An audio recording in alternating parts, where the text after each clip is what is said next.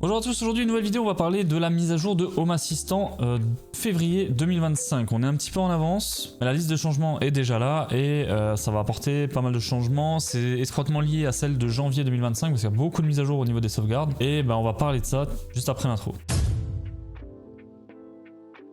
Pour ceux qui suivent un petit peu les mises à jour, en janvier 2025, Home Assistant a introduit un système de sauvegarde, un nouveau moteur de sauvegarde, et ça a beaucoup d'impact par rapport à son système de sauvegarde d'avant, qui, ne nous le cachons pas, est un petit peu pourri, faut pas se le cacher. Le sauvegarde, il est beaucoup mieux, par contre, il y a quand même pas mal d'utilisateurs qui ont monté pas mal de soucis, et Home Assistant les a corrigés immédiatement, et on a toutes les corrections dans la mise à jour de février 2025. Alors pour commencer, il y a une chose qu'ils ont fait assez rapidement, parce que il y avait beaucoup d'utilisateurs qui ont un petit peu râlé à ce sujet-là, c'est que les sauvegardes maintenant sont chiffrées. Alors ça c'est une très bonne chose de chiffrer les sauvegardes, principalement au niveau de la cybersécurité.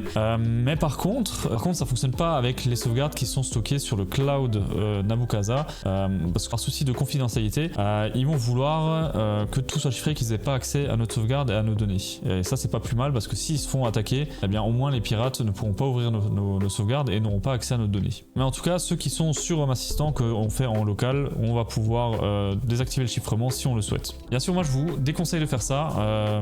Vous pouvez faire des sauvegardes de temps en temps non chiffrées que vous stockez quelque part à un endroit sûr. Mais en tout cas, une sauvegarde non chiffrée, c'est pas toujours bien. Sachant aussi qu'ils ont apporté une autre mise à jour, une autre fonctionnalité, c'est-à-dire que quand on télécharge une mise à jour sur notre navigateur, donc sur notre PC, depuis le navigateur, depuis notre Home Assistant, elle est téléchargée déchiffrée. Et ça fait que on va pouvoir récupérer à ce moment-là un fichier sans problème. Aussi une chose qui a été très impactant pour beaucoup de personnes, c'est que les sauvegardes se faisaient à heure fixe à 4h45 du matin. Et ça, c'est pas toujours l'heure idéale pour tout le monde parce que il y en a qui éteignent leur NAS par exemple la nuit pour faire des économies d'énergie, pour faire des économies d'écriture, etc. quand c'est pas nécessaire. Et donc du coup la sauvegarde elle se faisait pas vu que le NAS a été coupé. Donc du coup on va avoir la possibilité, je vais vous montrer ça d'ailleurs, voilà, on va avoir la possibilité ici de programmer nos sauvegardes. On va pouvoir dire tous les jours, ou alors on va pouvoir choisir des jours, on va pouvoir dire à quelle heure on souhaite le faire, et on va pouvoir mettre également la rétention. Ça on l'avait déjà avant, on va pouvoir mettre un maximum de rétention histoire que notre stockage local ne soit pas trop surchargé non plus. Ensuite, toujours au niveau des sauvegardes, décidément il y a eu beaucoup de mises à jour au niveau des sauvegardes en ce début d'année, on va pouvoir déclencher une sauvegarde automatique avec une automatisation. C'est-à-dire qu'on va pouvoir faire une automatisation avec des conditions, avec plein de choses pour déclencher notre sauvegarde. En fait, c'est une action qu'on va pouvoir déclencher tout simplement. Donc ça va nous permettre de faire des sauvegardes à plusieurs heures suivant l'activité du réseau par exemple. Je peux faire par exemple si ma télé elle est allumée, on va pas faire une sauvegarde. Si je suis en train de faire un téléchargement gourmand, on va pas faire la sauvegarde et on va essayer de décaler. On va pouvoir mettre plusieurs heures et puis faire des conditions à chaque fois à ce niveau-là. Je vais peut-être faire une vidéo là-dessus, ça pourrait être intéressant. Après, à voir vraiment si ça vous intéresse ou pas. N'hésitez pas à le mettre dans le commentaire si ça vous intéresse, une petite vidéo là-dessus. De toute façon, je vous ai prévu des vidéos sur l'automatisation. Enfin, je fais une petite parenthèse, mais je vous ai prévu des vidéos d'automatisation, de routine et tout. Faut juste que je termine de faire mes routines. Également, ils ont supprimé il y a quelques temps une fonctionnalité qui était plutôt assez intéressante je trouve, c'est quand on fait une mise à jour de notre Home Assistant, avant on avait la possibilité de sauvegarder, de faire une sauvegarde avant de faire la mise à jour. Ce qui fait que si on fait une mise à jour et que on n'a pas regardé les breaking change, qu'on casse notre Home Assistant, on est obligé de remonter un backup. Pour remonter ce backup là, c'est plutôt assez simple. Le seul inconvénient c'est que si on fait pas une sauvegarde avant de faire la mise à jour, on perd toutes les données entre le moment où on fait la mise à jour et la sauvegarde. Et vu que les sauvegardes en général on les fait les nuits et les mises à jour le soir, quand on rentre du boulot, on a quand même une journée de perdu. Donc c'est pour ça que c'est quand même plutôt intéressant de faire une sauvegarde avant de faire une mise à jour que si on pète des choses, on va pouvoir remonter sans grosse perte de données. Donc ça c'est une option qu'ils avaient retirée et là qu'ils ont remis, qu'ils vont remettre sur cette mise à jour de février 2025. Ils ont également fait ça pour les modules complémentaires. On va pouvoir, quand on fait une mise à jour de module complémentaire, ça va faire une sauvegarde de notre module complémentaire avant de faire la mise à jour, histoire qu'on puisse pareil faire un backup au cas où il y a un problème. Ils ont également encore une fois sur les sauvegardes fait une modification au niveau des noms de fichiers. Cette fois-ci ils ajoutent la date et l'heure sur les fichiers, les noms de fichiers de sauvegarde, et ça va nous permettre de nous retrouver un petit peu plus facilement dans la liste des sauvegardes. Si jamais on veut supprimer des sauvegardes, on sait laquelle on peut supprimer, laquelle on ne doit pas supprimer par rapport à la date. Passons à présent à la voix. Effectivement, il y a des gros sujets. Là, c'était la sauvegarde. Pour ce début d'année, eh bien, on continue avec la voix. On n'a pas abandonné la voix. L'année de la voix, c'était l'année dernière. Mais cette année, je pense que ça va encore beaucoup bouger à ce niveau-là. Forcément, avec tout ce qui est LLM qui est en train d'évoluer et tout ça, bah, on va avoir beaucoup de mises à jour à ce niveau-là. Là, par exemple, ils ont fait une mise à jour où, pour ceux qui ont un téléphone analogique connecté à Home Assistant, il va pouvoir déclencher une sonnerie. C'est-à-dire, quand il a un message à passer, eh bien, il va pouvoir faire sonner votre téléphone analogique. Et quand on va décrocher, ça va dire le message, tout simplement. On prend un exemple, par exemple, je me fais un bouton à côté de la cuisine et quand le repas est prêt, j'appuie sur ce bouton là. Ça va demander à Home Assistant d'envoyer un message sur le téléphone analogique qui est à l'étage par exemple ou au bureau. Et quand tu vas décrocher, ça va dire bah, le dîner est prêt.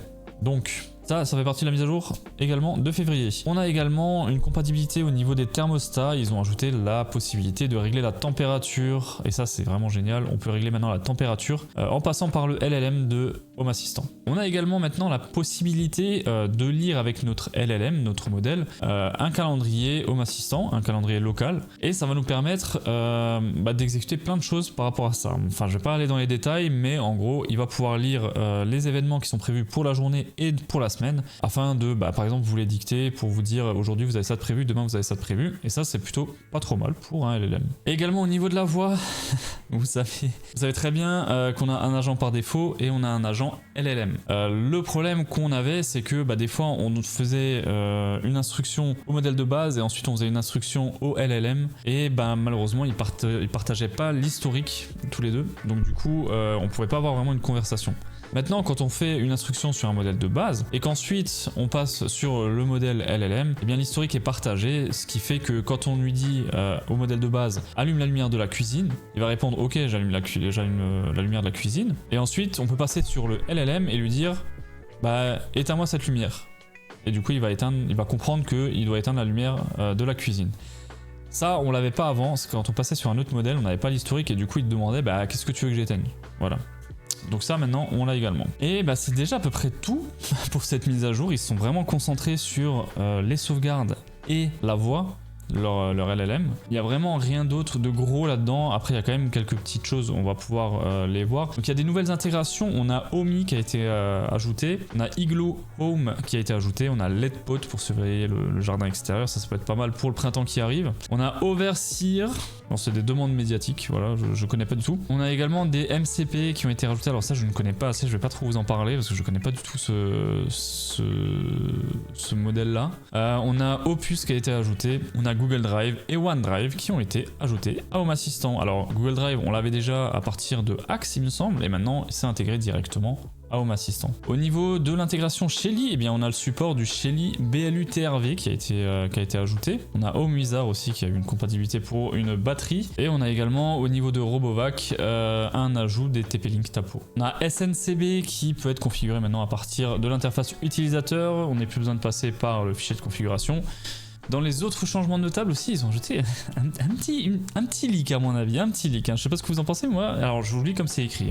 Enfin comme c'est écrit en français bien sûr. En gros, sur le front-end, ils ont ajouté une nouvelle bibliothèque de graphes. Ils disent qu'on ne devrait pas remarquer de gros changements, entre parenthèses pour l'instant, mais ça nous préparera à des changements plus importants à l'avenir. Donc ça veut dire que dans les prochaines mises à jour, on va avoir des nouveaux graphes, et ça c'est vraiment pas mal parce que ça commence un petit peu à être vieillot tout ça. Et j'espère qu'on va trouver un peu des graphes comme on a sur Grafana par exemple, ce serait vraiment très intéressant. Au niveau de l'intégration Bluetooth, elle dispose maintenant de son panneau de configuration où on peut voir les informations des appareils Bluetooth. Et voilà, ensuite on passe à la dernière partie qui est les breaking change, donc les modifications qui peuvent casser votre Home Assistant. Je vais juste vous lire la liste des intégrations concernées et bien sûr allez voir par vous-même. Si jamais vous devez faire une mise à jour, faites bien attention, il y a des breaking change, en général c'est déjà dit d'avance. On a Ecovas, on a Accueil Connecteur, je sais pas trop ce que c'est, on a IMGW-PIB, on a KNX qui a eu un changement quand même important, on a Robolitière, je connais pas, je pense que ça a été traduit. On a MQTT qui a une option qui a été remplacée. Donc ça pareil, allez voir, si je pense que tout le monde a MQTT. Après ça devrait pas trop poser de soucis, mais faites quand même attention si vous êtes un utilisateur avancé de MQTT, regardez quand même ce breaking change. On a Penter Screen Logic qui a essayé de modifier également, et après on a également plein d'autres choses et tout. Je vous inviterai quand même à regarder la release note si ça vous intéresse. Et bien sûr ça vient de notre release note de la version bêta, donc il peut y avoir quelques choses en plus, quelques éléments en plus qu'on verra mercredi prochain lors de la mise à jour de la version stable. Voilà, c'est déjà tout pour cette mise à jour, j'espère que ça vous a plu et on se dit à très vite pour une nouvelle vidéo.